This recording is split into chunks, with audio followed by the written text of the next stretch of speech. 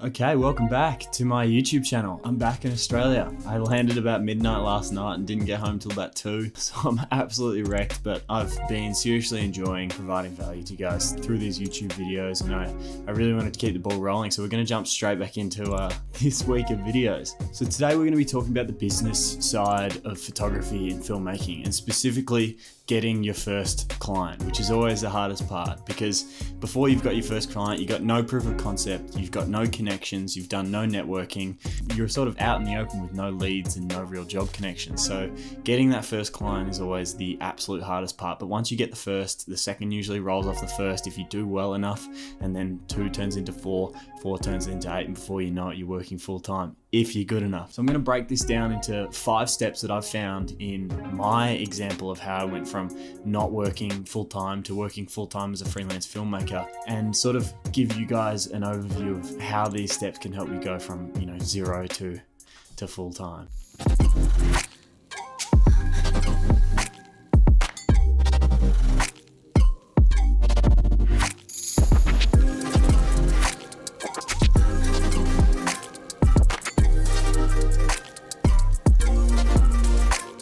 So the first step is make it known that you are the photo or video guy in your area. So whether that be with your colleagues, whether that be with your family, friends, literally anyone who's willing to listen, let them know that you're the photography and filmmaking guy. So for me, for example, I was a personal trainer before I was a photographer and a filmmaker. I worked as a personal trainer for just over 2 years when I finished high school. And don't get me wrong, I enjoyed it, but it wasn't where my passions were. So from the moment I bought my own camera, I took that thing everywhere. And when I say everywhere, I literally mean everywhere. I'd shoot in the mornings, I'd shoot in the afternoons, I'd shoot in the middle of the day, I'd shoot in the city, I'd shoot in the park, I'd shoot at the beach. I'd literally take the thing everywhere. You couldn't separate me from it. And that sometimes led to me bringing it into work and shooting sunrise before my work, or shooting in between clients, or taking every opportunity I could to photograph as much as I could. And that led to one circumstance where one of the other trainers in the gym saw me using my camera one day down at the beach just near the gym that I worked at, and they approached me and said, "Hey, I need some photos for my social media and my website. I would really love if I could just pay you and get you to do it rather than hiring someone else for more money." They only paid me $50 for that shoot. So $50, I gave them about 25 images that I edited and shot. It took maybe 45 minutes for the shoot, maybe 2 or 3 hours for the editing. For $50, it wasn't even as much as I was making for that time personal training, but I was stoked and I said yes immediately. And after that, obviously, when I was shooting in the gym for that trainer, all the other trainers in the gym immediately saw me shooting and they decided that they wanted to jump in. And just before I left that job, I was making, a couple $100 every week just from people in the gym wanting me to shoot their photos for their social media and website. So it's as simple as letting people know that you're the photo and video guy, letting your friends know, taking your camera everywhere. If you're a local at a coffee shop, let them know. If you're routinely go to a gym, let the trainers know, or anyone you can let know that you're a photographer or a filmmaker, let them know, because the opportunity will arise simply from them thinking of you every time they think they need a photographer or a filmmaker.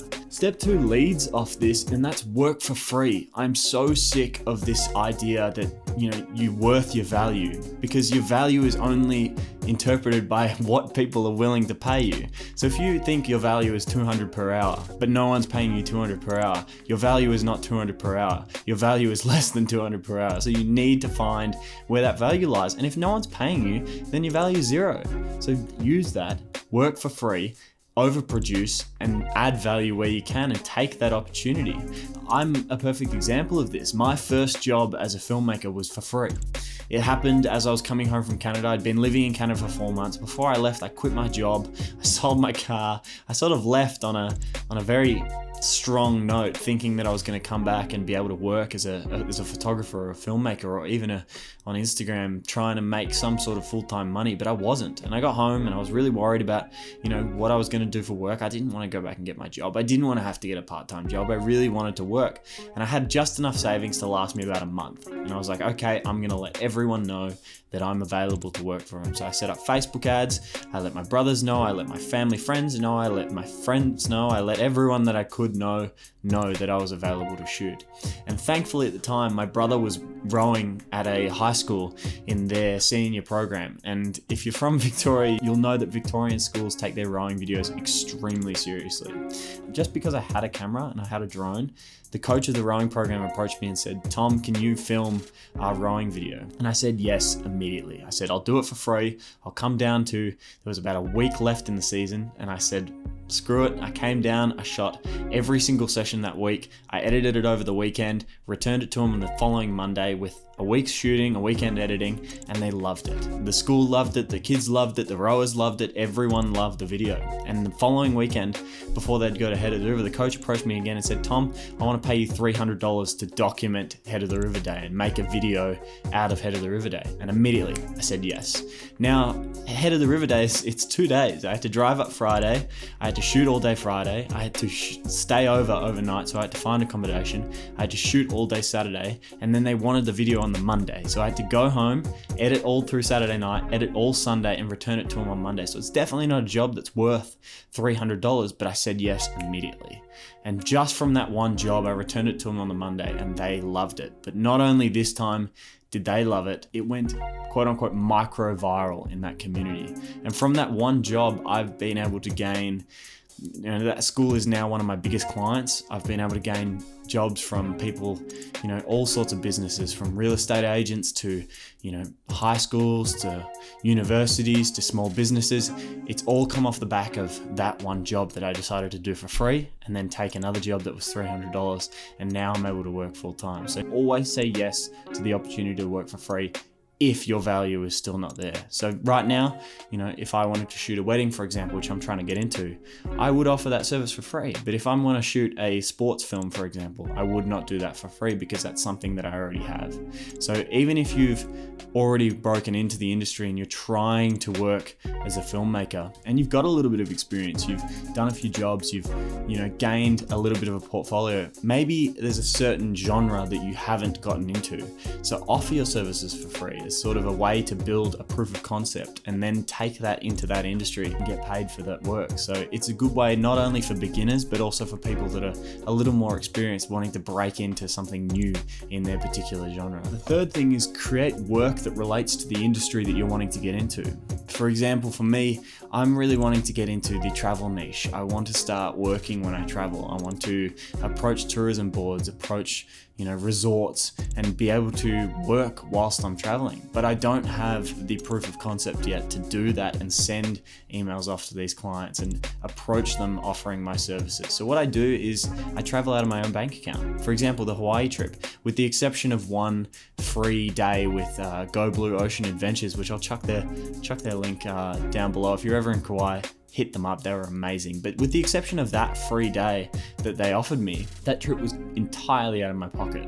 But from that trip, I now have photos with, a few of the companies that I paid for their services while I was there. I've got a few photos from resorts. I've got a few photos from, just the area in general that I can send to a few of the companies. And I've even made a video that I'll be posting later this week, or I might have posted it depending on the timeline of when this video comes out. I might have posted it or I might be posting it soon. But I've got a video that I can now send off to tourism companies that I'm traveling to next time, that I can say, hey, this is what I can offer you.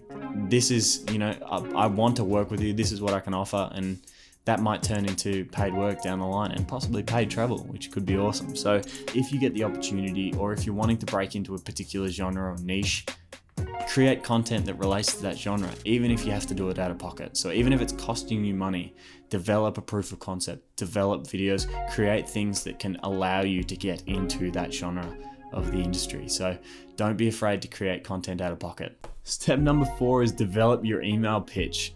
There is nothing that will turn a business away faster than an unprofessional email. If you're sending an email, I'll chuck an example of a bad email here. I'll pitch this up. But if you're sending an email and it looks terrible, it looks unprofessional, there's spelling mistakes, you don't have a footer, it has the little, I always get rid of the sent from iPhone. I think that is the most unprofessional thing to have at the end of a pitch email. But if your email game isn't strong enough, then you're not going to get returns. You're not going to get email back. So develop your pitching with your emails. Develop your ability to send emails. Get formal with your email. So if you have to chat to your dad, or you have to chat to someone who knows it, or even if you have to search up a template online, do what you can to develop your email pitch. Developing your email pitch is massive for getting email replies. Before I left to Hawaii, now granted I only got one back, I maybe got 5 replies, but I sent off 15 emails. 5 replies from 15 emails isn't too bad. Obviously, sometimes you're going to get lucky. Sometimes the day that you send it is the day that the manager of marketing somehow by some miracle is just checking their phone because they're bored at lunch, or some days you send emails and they don't check it and you don't even get a reply. So take advantage of the ability of really honing in on your formal email template. So even if you have to have a template every single time you send an email, develop your email pitch, because that is huge for just getting replies. Even if you don't get the job, getting a reply will get your name in their mind. So next time they need the job, they'll think, oh, hold on, Tom sent me an email 6 months ago about how he can offer the job. Now we need to work with him. We'll send him an email this time to see what he's up to. So develop your email pitch, hone in on that skill, and really become a master at sending tempting emails. Now, tip number 5 is shadow those who are already doing what you want to do. As Gary Vee says, get as close to the flame as you can. So go ahead and get jobs with companies. For example, with me, for about 6 months when I first started out, or maybe it was for about 4 months when I first started out, I got a job with GoldenEye Media, which is a media company that's just in my area. And I got a job with them because I wanted to learn how a commercial shoot really goes down. I worked as a freelance video editor for them, and it really taught me what it was like to be on a proper commercial shoot. And it taught me the importance of being professional. It taught me the ins and outs of the industry. It introduced me to new videographers and a whole bunch of people that I can now communicate to if I ever need advice in the industry. And I learned more in those 4 months of working for them than I have in the entire time that I've been doing this for. So don't be afraid. If you're not getting work, if you're struggling to even get free work, get a job somewhere where, even if you're an intern, you're getting coffees for someone who's a filmmaker or a photographer or whatever, or you're making selects for them, or whatever you can do to get in and learn from someone who is doing what you want to do.